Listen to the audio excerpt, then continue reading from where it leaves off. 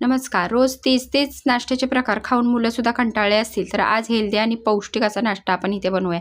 त्याच्याकरता एक कांदा, टोमॅटो, सिमला, हिरवी मिरची, कोथिंबीर, कढीपत्ता बारीक कापून घ्यायचा आणि त्याला एका भांड्यामध्ये आपण काढून घ्यायचं आहे. नंतर त्याच्यावर मीठ टाकायचं, जाडा रवा टाकायचा. आवडत असल्यास ह्याच्यामध्ये तुम्ही चीज पण घालू शकता.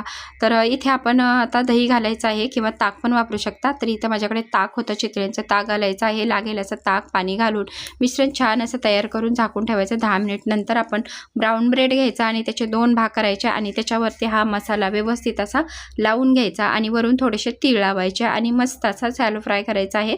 तर तव्याला थोडंसं तेल, बटर किंवा तूप लावून घ्या आणि त्याच्यावरती मसाला लावलेली बाजू खाली करायची. अशा पद्धतीनं मस्त क्रिस्पी कुरकुरीत असा नाश्ता करून घ्यायचा आहे. हा नाश्ता तुम्ही मुलांना नाश्त्याला पण देऊ शकता आणि टिफिनला पण देऊ शकता. आणि ह्याची फुल रेसिपी तुम्हाला बघायची असेल तर लॉंग व्हिडिओ मी आत्ताच अपलोड केलेला आहे, नक्की बघा.